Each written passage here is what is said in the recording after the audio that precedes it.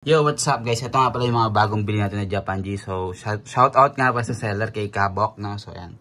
Ang ganda ng deal na nakuha natin mga boss, pero hindi na ako mag-drop ng price, no? Ayun na yung makipag-usap sa kanya kasi madali na makausap si bossing. So, ito nga pala, 6 na Japan G, 5 female, tas isang male. So, ito na agad yung isa mga bossing. Ayun na nakatago. So, shipping nga pala yung aming transaction, no? Pinadala niya lang dito by JNT. So, ayan, ang ganda guys, oh. Plain. Ganun yung gusto ko mga boss. Ay ako rin talaga kasi ng mga may markings pa. Wait lang, zoom ko lang. Ayan. Mas prefer ko yung mga ganitong plain. Pero binigyan niya rin ako ng may cut face markings, no? So ayan, ganda ng packaging niya mga boss. Talagang safe na safe yan nung dumating. Wait lang, buksan natin yung iba.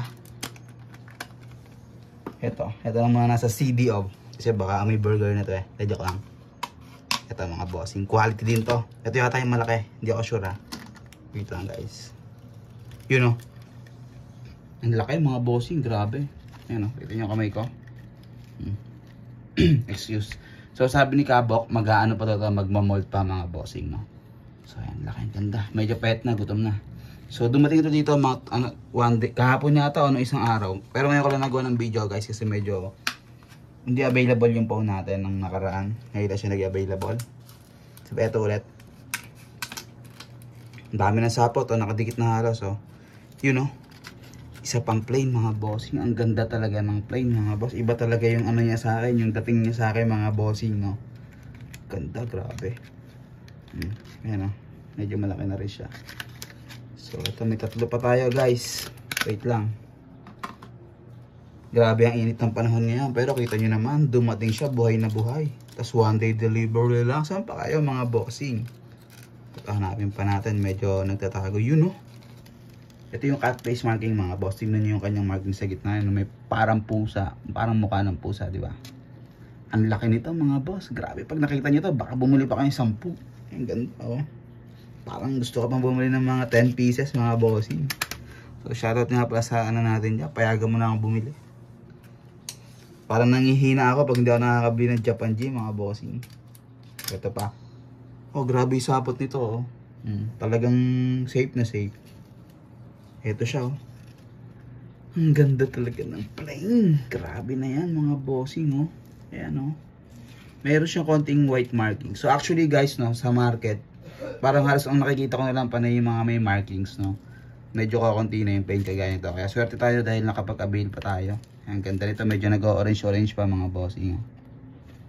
So hopefully mapalaki natin sila lahat kasi may 1 pair dito guys, no. I mean 1 male tapos 5 female. So ang dami nun.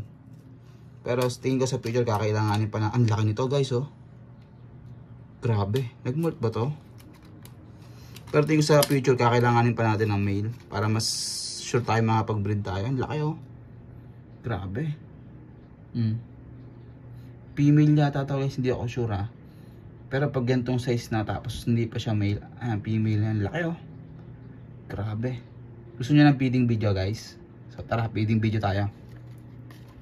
So yan guys, try natin pakainin to kasi medyo payat na. Kaso hindi ako sure kung kakain to kasi nabulabog siya eh. Pero subukan na lang din natin yung bagsik ng kanyang line. Uy, grabe mga bossing. Nakita niyo ba yung pagbuka ng kanyang mga pangs? Bitawan natin. Grabe yun mga boss. Ang ganda ng padali, oh. Isa lang pala yung papakain natin mga boss, no? Para naman syempre susunod may aabangan pa kayo. Niyapos. Kinamada mga boss, oh. Grabe. Ang laki ng ulo nito. Solid na ha. Bumuka pa talaga yung kanyang bunganga mga bossing, no? Ang laki. Grabe na this. So ilan muna mga bossing. Tapos i-re-rehouse ko pa pala to kasi naka-ready na yung mga gitong enclosure, no? Ayan, naka-ready na yan. So yun lang. Thanks sa panonood.